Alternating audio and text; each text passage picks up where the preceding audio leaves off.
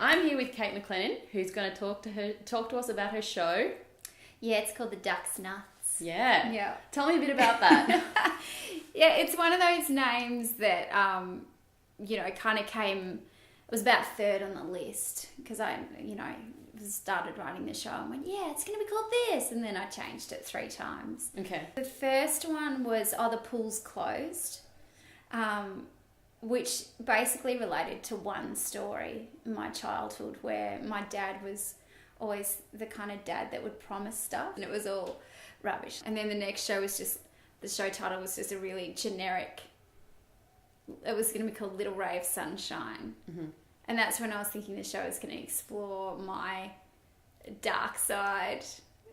So what I look like versus what comes out of my mouth. So it was constantly ringing the comedy festival up going, I've changed the title of my show again. But it's basically this show about, this idea that you get to a certain age and you feel like you've got to have your ducks in a row. Like everyone around me has got their ducks in a row.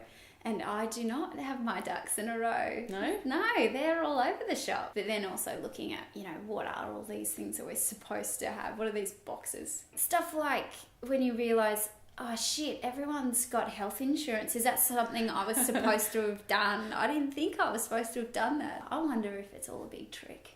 I don't know if it's a con. I reckon it might be okay if you just, don't have any of that shit together. It might be okay. I'm the living experiment. Yeah. We'll see. So you're going to spend as much time as possible not having health insurance or yeah, I'm just going to eke it out. I'm just going to pretend I'm 26 forever. Okay. I think. That's fair. That's my plan. Sounds like a good plan. Sounds like a fun plan. It is a fun plan. What inspired you to write such a, well, it sounds like a very personal show. It's one of those shows that I feel like once I hit on what I wanted to say, it's flowed out of me pretty easily. And there's a lot of stand-up that I've been doing for the last couple of years that's in the show. So the main stories that I've already, been trying on stage for a while. I'm sort of at this stage where, I'm 34 and, it's kind of like that matters. That matters at this point in my life of being 34 and being a girl. That matters. I'm not ready to have kids and do all that stuff yet, Like I still borrow money off my mum. People aren't interested in anything that comes out of your mouth unless it's the words I'm engaged or I'm pregnant. We know how to respond to someone when they tell us that news and it's like, oh my God, that's amazing. And it's weird when you don't give people that. There's this sense of disappointment that, you're not quite fitting the mold. They don't know what to do with you. You do get people saying, well, so, are you clucky? When are you going to think about doing it? And it's like, why do you get to ask me those really personal questions?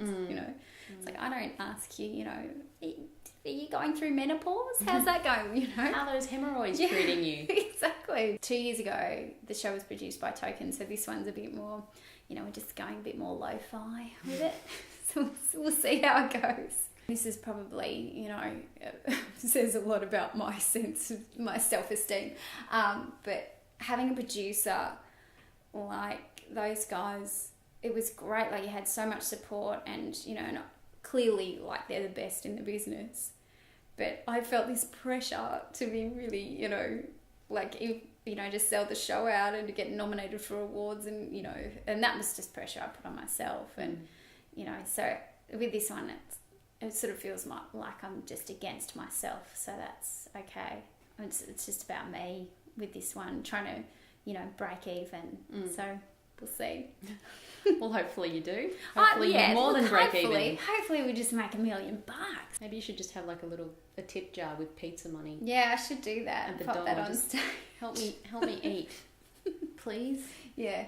What's some advice you'd give to people trying to create a show? The Melbourne Fringe is a great place to start, and there's this really great support network around, to sort of teach you how to do that. If you don't have, the full hour, definitely partner up with a couple other people. I think that's a really smart way to do it.